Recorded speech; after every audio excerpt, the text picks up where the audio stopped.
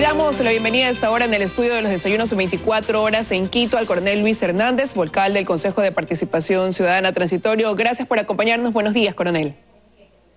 Muy buenos días. Un saludo a todos los radioescuchas y televidentes. Bueno, el día de ayer el Consejo tomó la decisión de cesar anticipadamente a los 9 jueces de la Corte Constitucional. De manera general, ¿cuál diría usted que fue el argumento principal que los llevó a tomar esta decisión? Bueno, en realidad hay varios argumentos que se los ha venido analizando a través de la comisión de evaluación que nos ha presentado los respectivos insumos y se llegó a la decisión de realizar el cese. Claramente hay que indicar que todavía no está completo el proceso porque ellos tendrán la oportunidad de impugnar o presentar un pedido de revisión de lo resuelto. Bueno, en primer lugar yo quisiera enfatizar que los parámetros que son y que fueron aprobados por la ONU en el sentido de darnos la retroalimentación de lo que presentamos para ya hacerle un mandato, determinan que, por ejemplo, el aspecto de nuestra competencia. Nosotros tenemos competencia para realizar lo que estamos realizando con la Corte Constitucional. En primer lugar, nosotros respondemos a un mandato, o sea, estamos casi al mismo nivel de la Constitución en lo que se refiere a la voluntad de los ciudadanos. Entonces, esto quiere decir que nosotros, al cumplir el mandato, tenemos que evaluar a todas las autoridades designadas por el Consejo de Participación cesado. El Consejo de Participación cesado tenía una parte activa, sustantiva, en el proceso de selección de los miembros de la Corte Constitucional.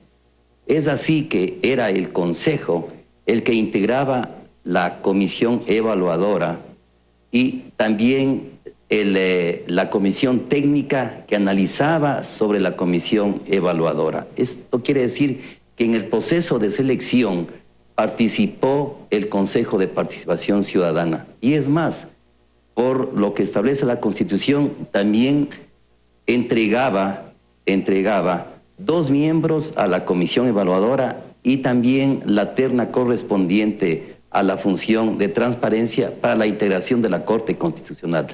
Todo eso deja muy en claro la competencia que tiene el Consejo de Participación Ciudadana para realizar la evaluación que estamos realizando a la Corte Constitucional. Ahora vamos al tema. Con eso ahí queda claro aquello que decían que ha habido una arrogación de funciones y que se estaría yendo en contra de lo que establece el artículo 431 de la Constitución. Ahora, hablando ya de este argumento, coronel, usted me decía, han sido varios, pero si pudiera quizás agruparlo y recoger un solo criterio, ¿cuál sería el que llevó a ese cese de los 9 magistrados? Sí, lo voy a decir muy rápido. En la parte de legitimidad del cargo, las comisiones ciudadanas que designaron a esta Corte eran mayormente gente, 4 de los 6 era gente totalmente ligada con el Ejecutivo. Eso demuestra una falta de independencia. Vamos al cumplimiento de funciones. En el cumplimiento de funciones nosotros tenemos varios aspectos y hechos que demuestran que no fue realmente de lo mejor. Tenemos, por ejemplo, un juez que asistió únicamente el 70% de los plenos. Yo le pregunté en el pleno si realmente ese tiempo era suficiente para el cumplimiento de su deber, un deber tan trascendental para el Ecuador. Ahí tenemos un caso. Tenemos otros casos, por ejemplo, y que están a la vista de la ciudadanía. Hubo el caso de las consultas populares que fueron pedidas por la ciudadanía, no por el poder.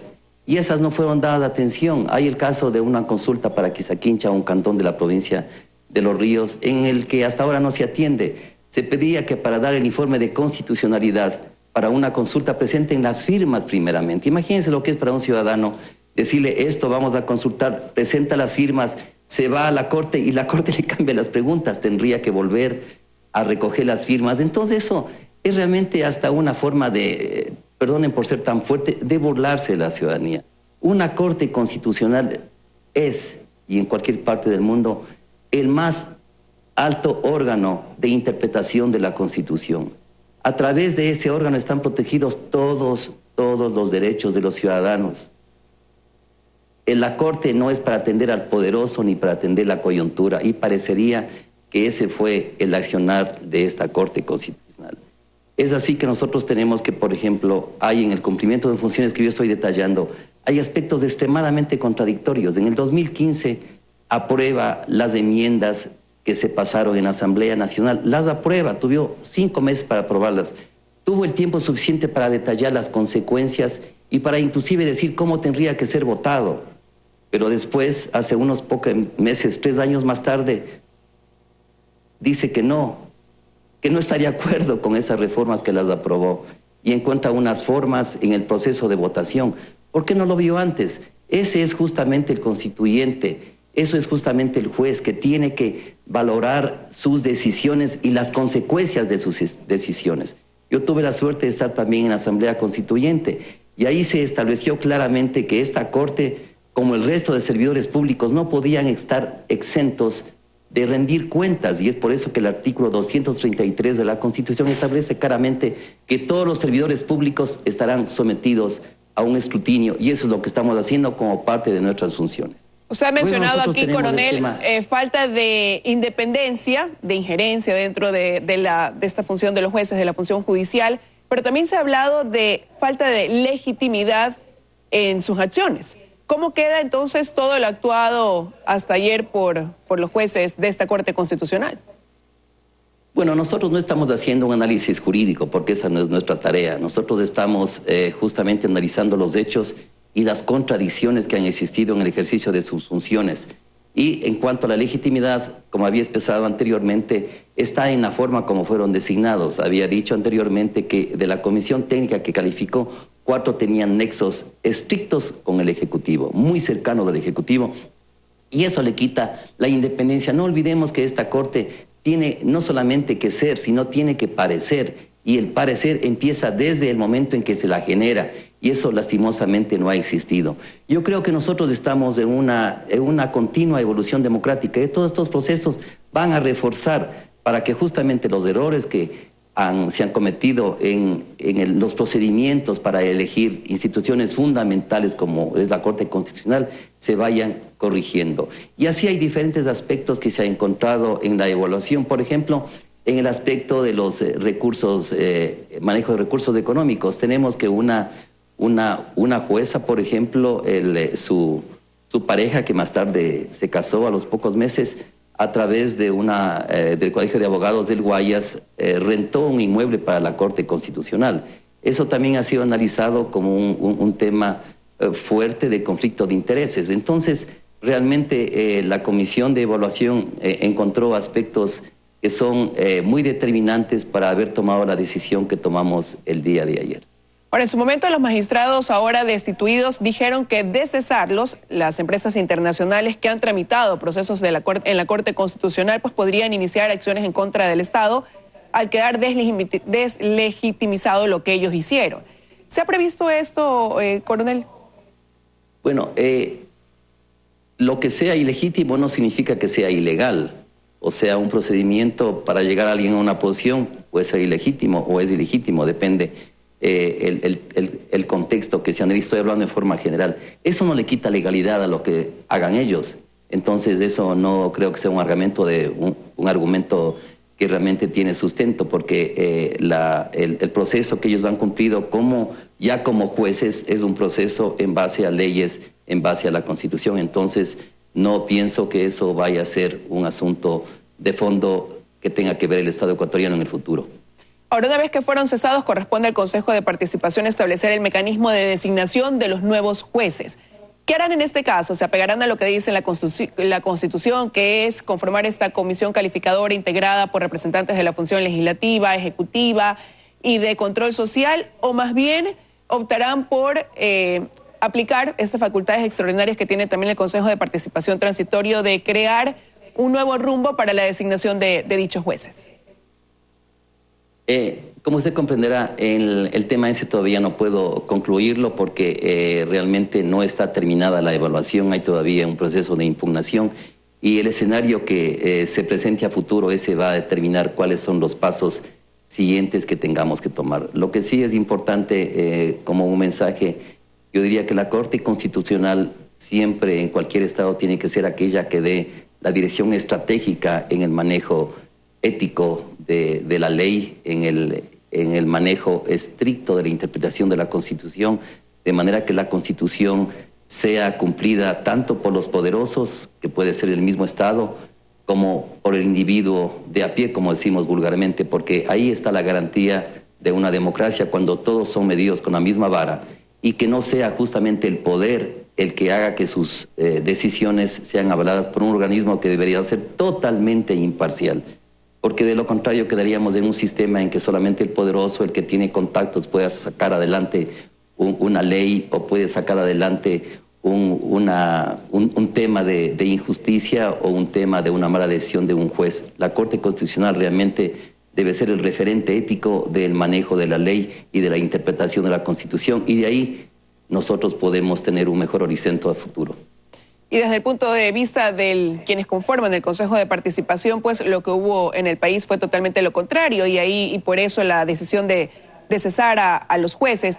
Y acorde a eso le pregunto, ¿cuál es la factura que le pasa al país entonces haber tenido una corte como la que hasta ayer estuvo en ejercicio y que ahora es cesada? Siempre estos cambios realmente son esperanzas perdidas, pero lo que es importante es que deben ser aprendizajes, y ahí está la población, los medios de comunicación, ahora los medios sociales, para recordarnos los errores que hemos cometido, para no volverlos a cometer. Nosotros tenemos que hacer de estos errores, de estas esperanzas frustradas, un mecanismo para mejorar a futuro la selección de nuestros líderes, la atención a lo que nos ofrecen, la atención a lo que realmente ofrecen y a lo que podrían cumplir, y siempre estar atentos a que estos organismos que nosotros hemos designado en la Constitución para que sean independientes, mantengan esa independencia y que el escrutinio público siempre esté presente. ¿Qué perfil deberían tener desde su punto de vista quizás quienes integren la nueva Corte Constitucional? Yo creo que bueno, hay que seguir los ejemplos en el mundo, por ejemplo, gente que sea proba, que tenga un pasado de experiencia, que su transitar tanto en la vida pública se ha tenido o en la vida privada realmente sea un ejemplo, y hay muchísimos ecuatorianos de eso. Entonces lo que yo pido ahora es que realmente atiendan a este vacío que podría producirse, para llenarlo con ecuatorianos que realmente satisfagan las expectativas de los ecuatorianos. Hay abogados muy probos que podrían justamente ser la piedra fundamental de esta nueva forma de hacer justicia, de esta nueva forma de defender la Constitución. Y yo creo que esos momentos podrían venir, pero todo dependerá de lo que pase con la Corte en los próximos días. Deberá analizarse sin duda los mejores perfiles, y quisiera preguntarle, si bien usted me ha dicho que todavía no se podría dar paso a hablar sobre el tema de cuál será el mecanismo para designar a los nuevos jueces, si podría caber aquí la posibilidad, en todo caso, de tener una Corte Constitucional encargada hasta que se conforme o ya se escojan a quienes la integren titularmente. Eso vamos a determinar la próxima semana, cuando ya realmente se complete el proceso y veamos cómo queda el escenario. Ahora, el día de ayer, cuando tomaron la decisión, no fue por unanimidad, hubo una abstención y, bueno, hubo un vocal que estuvo ausente. Sin embargo, en los últimos procesos de evaluación en los que han tenido que tomar decisiones, no ha habido en algunos de los casos pues esta decisión unánime, una votación en la que todos estuvieran de acuerdo. ¿Cuál es quizás coronel, ese factor predominante que lleva a que no haya, como digo, un criterio unificado en la resolución? Es una muy buena pregunta, si me permite. En realidad nosotros hemos formado un excelente equipo de trabajo, y cada uno obviamente tiene su pensamiento independiente, y eso es positivo. Todo esto es fruto y demuestra que somos un organismo democrático y que los puntos de vista y los votos realmente responden a lo que uno está convencido y en la forma como uno puede defender su decisión. Eso es saludable, entonces le hace ver al pueblo ecuatoriano, a la sociedad, que somos un organismo fuerte en la democracia, inclusive en la forma diferente de pensar. Hay que considerar que más del 95% de las resoluciones que hemos tomado han sido por unanimidad. Quiere decir que hemos estado más de acuerdo en muchísimas cosas, y yo no diría en desacuerdo, sino un punto de vista diferente hacia la solución de un problema, y eso genera justamente un ambiente favorable y un ambiente de reflexión cuando alguien no está de acuerdo, o cuando uno piensa que tiene la razón y de pronto alguien le dice no, no es así, y el voto de la mayoría decide, Y esa es la democracia y apoyamos siempre la decisión de la mayoría. Quiero agradecerle su análisis esta mañana con nosotros aquí en los desayunos de 24 horas, coronel Luis Hernández. Muchas gracias, Alicia, un gusto. Vamos a ir a la pausa. Pues bueno, ahora los jueces tienen 3 días para presentar sus recursos de impugnación a esta decisión del Consejo de Participación Transitorio. Caso contrario, pues quedará ya en firme esta decisión de cesarlos en sus funciones. Como decía, vamos a la pausa. Para regresar nos acompañará Yoconda Herrera. Ella es catedrática de la Flaxo y especialista en análisis de migraciones internacionales. Junto a ella hablaremos de la migración venezolana hacia nuestro país. Ya volvemos.